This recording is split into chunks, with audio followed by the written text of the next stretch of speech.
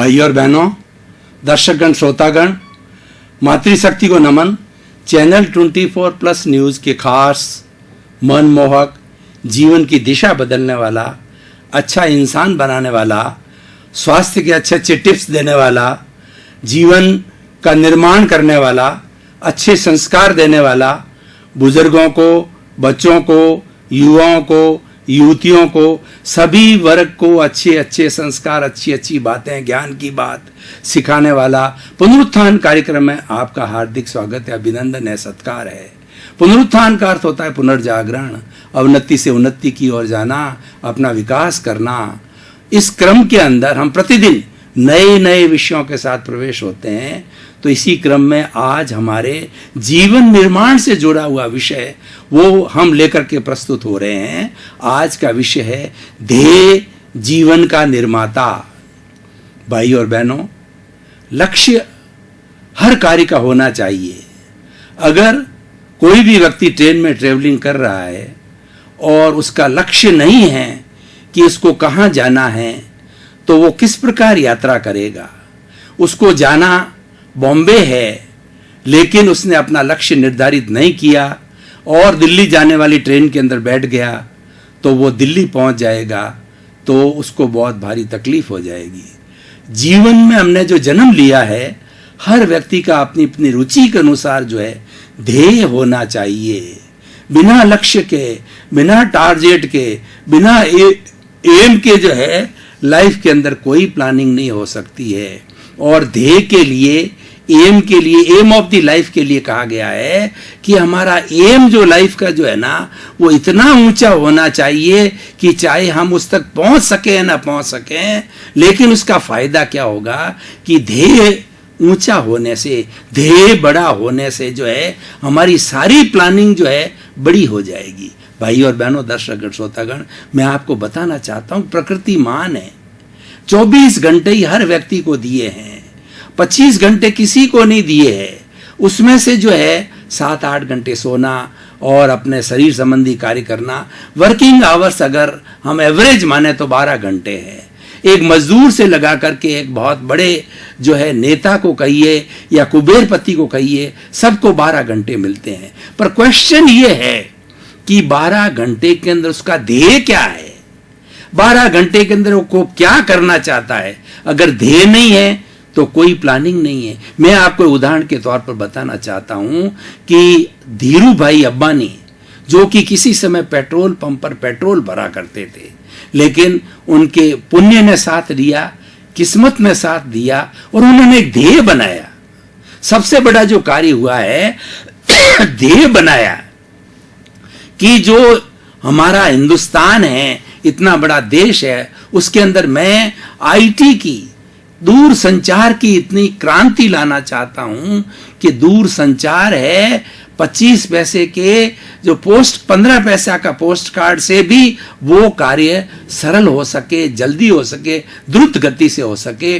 और जो उन्होंने सोचा था, जो ध्येय बनाया था, आज प्रगति जो उन्होंने सोचा था उससे कई गुना रिलायंस के रूप में हमको मिल रही है। और वास्तव के अंदर दूर संचार की बहुत बड़ी क्रांति आई है, उसके अंदर रिलायंस का बहुत बड़ा योगदान है। और उस क्रांति के कारण भारत आज, आईटी की क्रांति कारण भारत आज विश्व के अग्रगण्य देशों के अंदर आता है। तो ये ध्येय की बात हो गई है। ध्येय कब बनता है, कैसे बनाना चाहिए। ध्येय बनाने के लिए सबसे उत्तम जो समय होता है, वो व्यक्ति जब 10th क्लास के करीब आता है तो उसकी समझ जो है वो काफ़ी अच्छी हो जाती है, सूझबूझ का धनी होने लग जाता है। और हमारी स्कूल एजुकेशन में भी आता है कि 10th के अंदर हमको जनरल सब्जेक्ट्स पढ़ाए जाते हैं, सोशल साइंस पढ़ाई जाती है, जनरल साइंस पढ़ाया जाता है, कंप्यूटर और सारी चीज़ें, बेसिक चीज़ें पढ़ाई जाती है। उससे क्या होता है कि उस स्टूडेंट को, उस व्यक्ति को जो है एक इंटरेस्ट क्रिएट हो जाता है कि मुझे कॉमर्स में साइड में जाना है, मुझे साइंस बायोलॉजी में जाना है, मुझे साइंस मैथमेटिक्स में जाना है या आर्ट्स के अंदर जाना है। ये ध्येय बन जाता है। कईयों का ध्येय जब बच्चे 8-9 साल के होते हैं और पिछले जन्म से जो है वो स्पिरिचुअलिटी को साथ लेकर के आए हैं, वैराग्य को साथ लेके आए हैं, तो 9-10 वर्ष के अंदर भी उनके जो है वो लक्षण जो है ना एक वैरागी के दिखने लग जाते हैं। और कहा जाता है होनहार बिरवान के और होत चीकने पात। बच्चा जब जन्म लेता है उसके बाद के अंदर जो एक्टिविटी करने लग जाता है तो मालूम पड़ जाता है कि ये कोई महान व्यक्ति बनेगा। अपने आप में कोई महान व्यक्ति के रूप में जन्म नहीं लेता है। हर व्यक्ति एक बच्चे के रूप में जन्म लेता है, चाहे स्वामी विवेकानंद रहे हों, चाहे महात्मा गांधी हो, दयानंद सरस्वती हो, या बड़े बड़े हमारे देश के अंदर जितने भी महापुरुष हुए हैं, झांसी की रानी हुई है और कितनी कितनी जो है हमारे यहाँ क्रांतिकारी महिलाएं हुई है, पद्मावती हुई है और दुर्गावती हुई है, उन सभी के जो है लक्षण पूत के पालने में नजर आने लग गए थे, बचपन से ही मालूम पड़ने लग गए थे। तो ध्येय बनाने का जो सबसे अच्छा समय होता है वो 10th क्लास का, यानी लगभग 14-15 साल की उम्र के अंदर उसको बेसिक जानकारी हो जाती है कि मेरे लिए सबसे अच्छी लाइन कौन सी है। डॉक्टर की लाइन है, इंजीनियर की लाइन है, पॉलिटिक्स की तरफ जाने की लाइन है, और कॉमर्स के अंदर जो है वो पब्लिक एडमिनिस्ट्रेशन की बात है या मैनेजमेंट की बात है या चार्टर्ड अकाउंटेंट की बात है। इस तरह की बहुत सी जो है आजकल विद्याएं बहुत सी होगी, भौतिक विद्याएं, असंख्य विद्याएं हैं, तो उसको नॉलेज हो जाता है, उसको ध्येय बनाना चाहिए। और जब उसका इंटरेस्ट क्रिएट हो जाता है, किसी व्यक्ति का जब इंटरेस्ट क्रिएट हो जाता है तो व्यक्ति उसी तरफ भागेगा, 24 घंटे उसी की बात सोचेगा। आप देख लीजिए लता मंगेशकर को देख लीजिए, लता मंगेशकर को जो है आज जो है भारत रत्न दिया गया है और वो कोकिला सम्राट कहलाती है। तो उन्होंने बचपन से ही जो है, और उनकी जो है उनकी बहन दोनों ने मिलकर के, उनके पिताजी भी संगीतकार थे, तो उन दोनों ने मिलकर के जो है वो आशा भोसले दोनों ने मिलकर के जो है इसको अपना गायन विद्या को प्रारंभ किया और आगे से आगे उनकी किस्मत ने साथ दिया, उनके पुण्य ने साथ दिया और आगे से आगे बढ़ते। लेकिन पुरुषार्थ के अंदर सबसे बड़ा जो काम है वो ध्येय का है। इसीलिए कहा गया है ध्येय जीवन का निर्माता है।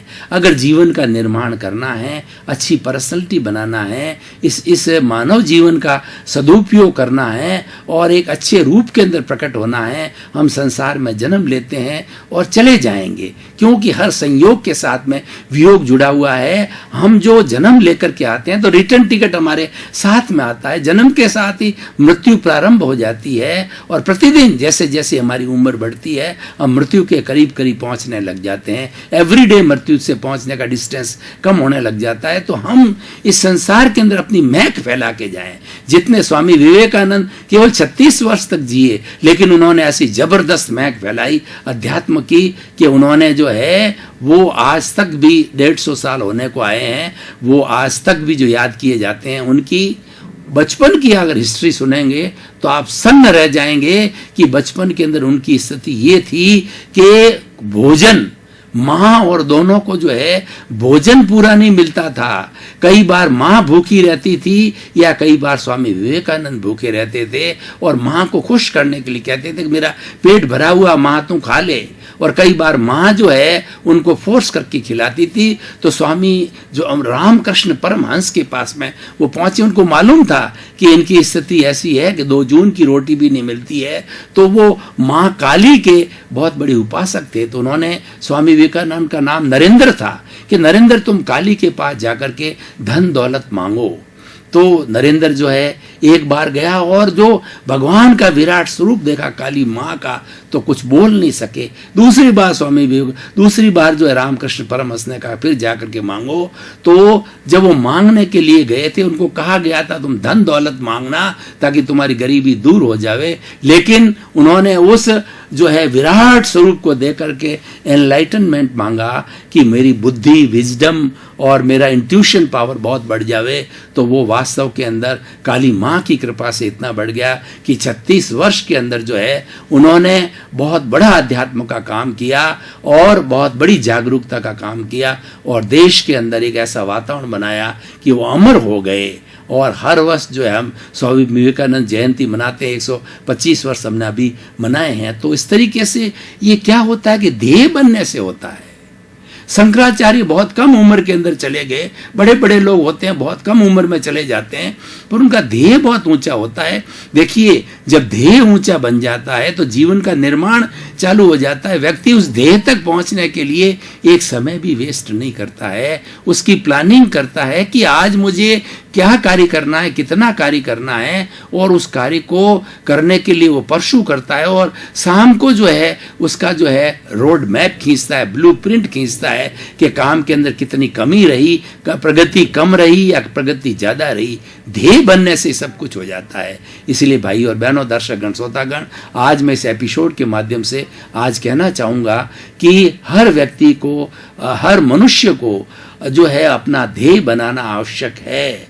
ध्येय बनाने के बिना विकास नहीं हो सकता। अब मैं इस मैटर को आज के सिनेरियो से जोड़ना चाह रहा हूं कि आज हमारे 80 करोड़ युवा हैं, और 80 करोड़ युवा जो कि पूरी शिक्षा लेकर के ग्रेजुएशन, पोस्ट ग्रेजुएशन, डॉक्टरेट, अपने अपने विषयों की लेकर के भी वो जो है वो अनएम्प्लॉयड है, और वो सड़क छाप कहे जाते हैं कि वो बेकार घूमते रहते हैं और माँ बाप के ऊपर एक बोझ होते हैं और स्वयं भी फ्रस्ट्रेशन के अंदर आ जाते हैं। ये क्यों होता है कि उन्होंने जीवन का प्रैक्टिकल ध्येय नहीं बनाया है। प्रारंभ से ही ध्येय बन जाता कि अगर मुझे इंजीनियरिंग करके अगर मुझे गवर्नमेंट की नौकरी नहीं मिले तो मेरा प्राइवेट कारखाना खोलूंगा, ये प्लानिंग करूंगा, वो प्लानिंग करूंगा। वो प्लानिंग इंजीनियरिंग के लास्ट ईयर के समय से ही प्रारंभ हो जानी चाहिए। तो इसीलिए, और ऐसा जब व्यक्ति ध्येय बना लेता है तो ध्येय बनाने के साथ क्या होता है कि उसकी सारी शक्ति एक जगह केंद्रित हो जाती है। मैं आपको उदाहरण के तौर पे बताना चाहता हूं कि आपने बचपन के अंदर प्रिज्म का जो एक्सपेरिमेंट किया होगा कि एक त्रिकोण कलर का प्रिज्म होता है, एकदम क्रिस्टल क्लियर व्हाइट होता है, उसके अंदर एक स्थान से जो है सूर्य की किरणें प्रवाहित की जाती है और रिफ्रैक्शन के माध्यम से दूसरे कोण पर, जहां पर सूर्य की किरणें सारी इकट्ठी हो जाती है, उस एग्जैक्ट दिशा के अंदर जो है एक कागज को रखा जाता है। तो हम देखते हैं थोड़ी देर के अंदर कागज वो जल जाता है। ऐसा क्यों होता है? ऐसा होने का कारण ये है कि सूर्य की किरणों की सारी कंसंट्रेशन एक बिंदु पर आ गई कागज के, और इस कारण वहां गर्मी पैदा हो गई, वहां ऊष्मा पैदा हो गई। उस ऊष्मा के कारण जो है कागज जलने लग गया। ठीक उसी तरीके से जब हमारा ध्येय बन जाता है तो हमारे मस्तिष्क के अंदर जो अवचेतन मन है, भीतरी जगत के अंदर, उस अवचेतन मन में सारी प्लानिंग चालू हो जाती है, और आगे की भी पीछे की सारी बातें एक के बाद एक जो है वो आती रहती दिमाग के अंदर, और ऐसे ऐसे व्यक्तियों से जो संजोग मिल जाता है, और ईश्वर भी मदद करता है। ईश्वर के लिए कहा गया है कि God help those who help themselves. जो लोग अपना ध्येय अच्छा बना लेते हैं और उस ध्येय के मुताबिक आगे चलते हैं, वो स्वयं की मदद करते हैं, आत्मविश्वास के साथ चलते हैं, तो ईश्वर उनके साथ में निश्चित तौर पे मिलता है। और हमारी भारतीय संस्कृति पुरुषार्थ प्रधान है। अगर आपने सही दिशा के अंदर पुरुषार्थ किया है तो आपके निश्चित रूप से जो है वो आपको उसका जो रिजल्ट मिलेगा। हालांकि हमको रिजल्ट ओरिएंटेड नहीं होना है, क्योंकि कई बार हमें निष्काम कर्म करना है। ध्येय के पीछे हमारा निष्काम कर्म होना चाहिए, क्योंकि हमने बहुत बड़ा ध्येय बना लिया और ध्येय उतनी 100% एफिशिएंसी तक हम नहीं कर पाए, तो उस स्थिति के अंदर जो है हम विचलित हो सकते हैं, हम फ्रस्ट्रेटेड हो सकते हैं, हम अशांत हो सकते हैं, हम डिप्रेशन में जा सकते हैं। इसीलिए क्या है कि रिजल्ट की चिंता नहीं करनी है, अपना सही दिशा के अंदर पुरुषार्थ करते जाओ। तो भाई और बहनों, जो मैं बात कर रहा था कि आज की युवा पीढ़ी की, तो युवा पीढ़ी भटक क्यों रही है? उसके भटकने का सबसे बड़ा कारण है कि उनका जीवन निर्माण के अंदर कोई ध्येय नहीं बना है। और जब कभी भी हम जीवन निर्माण के अंदर ध्येय बनावें तो कुछ चीजें हमें उस ध्येय के अंदर शामिल करनी चाहिए। पहला तो ये है कि हमारा ध्येय ऐसा होना चाहिए जो हमें परोपकार की ओर ले जावे, समाज सेवा की ओर ले जावे। दूसरा है, ध्येय हमारा ऐसा होना चाहिए जिससे किसी को कष्ट ना हो। व्यक्ति को भी कष्ट न हो और उसके साथ में चराचर जगत के कोई प्राणी हो उसको भी कष्ट न। उदाहरण के तौर पे मैं आपको बताना चाहता हूँ कि आपने बहुत बड़ी ऐसी फैक्ट्री का ध्येय बना दिया है जो कि पानी के साथ के अंदर हर वक्त जो है विषैले केमिकल्स निकालती रहती है, तो वो विषैले केमिकल जाकर के पृथ्वी के अंदर कई जानवरों को जो है मार देगा और साथ साथ में जिस स्थान पर इकट्ठा होगा वह जमीन बंजर हो जाएगी, वह जमीन उपजाऊ से जो है अनउपजाऊ हो जाएगी। तो ये भी एक जो है वो अच्छा ध्येय नहीं है। तीसरा ध्येय ये है कि किसी व्यक्ति को गिरा करके मैं आगे बढ़ूं, ऐसा ध्येय कभी नहीं रखना चाहिए। मैं एक उदाहरण के तौर पे बताना चाहता हूं कि एक गुरुजी ने अपने कुछ विद्यार्थियों की परीक्षा लेनी चाहिए कि मेरे विद्यार्थियों के अंदर कितनी अच्छी क्वालिटी है और विद्यार्थी कितने जो है संवेदनशील है, कितने होशियार है। तो उन्होंने बोर्ड के ऊपर एक लाइन खींची और विद्यार्थियों कहा कि इस लाइन को मिटा करके छोटा कर दो। तो एक लड़का उठा, उसने जो है एक किनारे से उस लाइन को जो है रब किया, रब करने से वो छोटी हो गई। स्वामी विवेकानंद जैसा दूसरा सज्जन व्यक्ति उठा, लड़का उठा, तो उसने उस लाइन के नीचे बड़ी लाइन खींच दी, तो वो लाइन जो है ऊपर वाली छोटी हो गई। इसलिए कभी भी ध्येय बनाओ तो ऐसा बनाओ कि अपने उस ध्येय के अनुसार कार्य करते रहो, लेकिन किसी दूसरे के प्रति जलन, दूसरे के प्रति ईर्षा, दूसरे के प्रति को ध्वंस करना, अगर हमारी ऐसी जेलसी की और घृणा की बात होगी तो निश्चित तौर से हमारा ध्येय जो है वो हमको प्राप्त नहीं हो जाएगा और ध्येय से हम हर क्षण गिरते रहेंगे। अब देखिए कि व्यक्ति ध्येय बनाता, उसके फायदे क्या है? उसके सबसे बड़ा फायदा ये है कि व्यक्ति कभी भी अनएम्प्लॉयड नहीं रहेगा। वो जो ही अपनी शिक्षा पूरी करके और जो है आजीविका कमाने के लिए निकलेगा तो उस समय में उसका ध्येय तैयार रहेगा और वो तुरंत ही जो है अपना चालू कर देगा अर्निंग करना। और ध्येय के लिए ध्यान रखना चाहिए कि आदमी को कठोर परिश्रम करना चाहिए और आज का काम आज होना चाहिए कि जो कुछ भी किया जाए वो कल किसने देखा है, वो आज का काम आज ही किया जाए। तो उसके अंदर सारी प्लानिंग पहले करके रख ली जाए, कल के लिए नहीं छोड़ा जाए और वो आज का शाम को सोते समय जो है पूरा अपना अकाउंट निकाले कि ये काम मेरा पूरा हुआ है कि नहीं हुआ है। और कुछ ऐसे होते हैं लॉन्ग टर्म प्लानिंग होते हैं, वो जो बाकी रह जाते हैं तो आगे से आगे चलते रहते हैं। तो भाई और बहनों, दर्शकगण, श्रोतागण, एक ऐसा सुंदर विषय है कि सुंदर विषय के ऊपर हम घंटों घंटों तक चर्चा कर सकते हैं। अब ये है कि ध्येय को प्राप्त करने के लिए व्यक्ति के अंदर क्या क्वालिटीज होनी चाहिए उसके बारे में थोड़ी बात करें। सबसे पहली क्वालिटी होनी चाहिए धैर्य।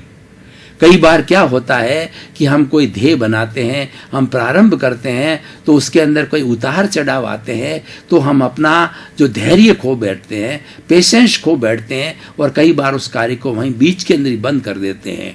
लाइफ इज स्ट्रगल, तो इसीलिए जीवन एक संघर्ष है। तो उतार चढ़ाव तो आएंगे, उतार चढ़ाव के अंदर घबराना नहीं है, उसमें संतुलन बनाए रखना है और आगे से आगे कार्य करते रहना है। ये जरूर ध्यान रखना चाहिए कि मुझे सफलता नहीं मिलने की क्या बॉटलनेक्स है, क्या कमियां हैं जिसके कारण की सफलता नहीं मिल पा रही है, वो हमें ठीक करने की कोशिश करनी चाहिए।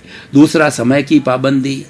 हमने कोई भी बहुत ऊंचा ध्येय बना लिया और हमारे पास केवल 12 घंटे हैं तो उसको करने के लिए हमारे पास के अंदर टाइम मैनेजमेंट होना चाहिए। सब चीज़ लिखित रूप में डायरी में होनी चाहिए। और उसके बाद के अंदर एक दूसरी चीज़ ये है कि कार्य का विकेंद्रीकरण होना चाहिए। अकेला चना भाड़ नहीं फोड़ सकता। बड़ा ध्येय है, उसको पूरा करने के लिए कई लोगों का हमें सहयोग लेना पड़ेगा, क्योंकि सारी सृष्टि सापेक्ष है। निरपेक्ष व्यक्ति सृष्टि में नहीं चल सकता है। उदाहरण के तौर पे मैं आपको बताना चाहता हूँ कि हमें प्राणवायु मिलती है, ये प्राणवायु हमें पेड़ पौधों से मिलती है। अगर सृष्टि के अंदर पेड़ पौधे नहीं हो तो हम जिंदे नहीं रह सकते, हमको प्राणवायु नहीं मिल सकती। तो ये जो है वो प्राणवायु जो है वो हमारा रिलेटिव हो गया। इसलिए ध्येय जो है बनाया जाए रिलेटिव है, वो लोगों से जो है सहयोग लिया जाए और सहयोग के अंदर जिस वर्ग के लोग हैं, जो एफिशिएंसी है उसके अकॉर्डिंग काम के लिए जाए। और तीसरी बात है टीम स्पिरिट। ध्येय को पूरा करने के लिए जो मेन लीडर होता है, जिसने कि बड़ा ध्येय बना रखा है, तो उसका चाहे मजदूर से काम लेवे, चाहे मैनेजर से काम लेवे, चाहे अकाउंटेंट से काम लेवे, चाहे लोडिंग अनलोडिंग डिस्पैच करने वाले जितने भी लोग हैं उनसे काम लेवे, तो सभी को भाईवत समझना चाहिए, प्रेम से बात करनी चाहिए, प्रेम के साथ सलूक करना चाहिए। और वैसे देखा जाए तो वह भी हमारा भाई है, वह भी हमारा इंसान है, हमारा और इसके अंदर कोई फर्क नहीं है। फर्क इतना ही अपने अपने कर्मों का है कि आपके पुण्य प्रबल हैं तो आपको इतना बड़ा ध्येय मिल गया या इतना कार्य करने की पद्धति मिल गई, और अगले का जो है पुण्य अभी तक इतना प्रबल नहीं हुआ है, और उसका अगर पुण्य प्रबल हो जाएगा तो वह भी आपकी तरह जो है वैसा बन जाएगा। तो भाई और बहनों, दर्शकगण, श्रोतागण, ध्येय है हमारे जीवन का निर्माण करने वाला है, और जन्म लेने वाला हर व्यक्ति को जीवन का निर्माण करना चाहिए। अगर ध्येय नहीं है तो हमने जैसे जन्म लिया है उसी तरीके से जितना हमारा आयुष्य कर्म है उसके अनुसार 50 साल, 25 साल, 75 साल जितने जिएंगे बिना किसी भी जो है हमारे एम के हम जिएंगे, और जैसा प्रकृति जिलाएगी वैसा जी करके और एक दिन चले जाएंगे। तो हमने क्या महक छोड़ी, हमारी फ्रेग्रेंस क्या है जो कि पीछे रही, और हमने इस धरा के ऊपर आकर के और क्या अपना चिन्ह छोड़ा कि फला व्यक्ति आया था, कुछ काम कर गया। तो हमें ये सब चीज़ें ध्येय बनाने के माध्यम से होगी। जितने जितने महापुरुष, आज मैं आपको कोट करना चाहूँगा कि नरेंद्र भाई मोदी है, वो कितना बड़ा जो है अपना ध्येय लेके चलते हैं कि वो निर्भीक हैं, जब भी बात करते हैं सटीक बात करते हैं, कभी डरते नहीं हैं। निर्भीक इसीलिए कि ईमानदार है, उनको शासन चलाने का तजुर्बा है, और वो 24 घंटे जो है देश की सेवा के लिए, अपने भाइयों की सेवा के लिए लगे रहते हैं। इसलिए निर्भीकता आती है, और निर्भीकता आने के कारण वो कार्य भी अच्छा करते हैं। उनके पास में विजन है, और विजन होने की वजह से ध्येय भी एक विजन का प्रकार है। दर्शकगण, श्रोतागण, भाई और बहनों, आपका बहुत बहुत धन्यवाद, साधुवाद। आप पुनरुत्थान कार्यक्रम को बहुत अच्छी तरीके से अच्छी संख्या के अंदर जी रहे हो, और पुनरुत्थान कार्यक्रम का उद्देश्य जगत कल्याण का है। सर्वे भवन्तु सुखिनः, सर्वे भवन्तु निरामया। उसी क्रम में आपका जीवन आनंदमय हो, मंगलमय हो, और आप सुखी के साथ जीवन यापन करके परोपकार करें।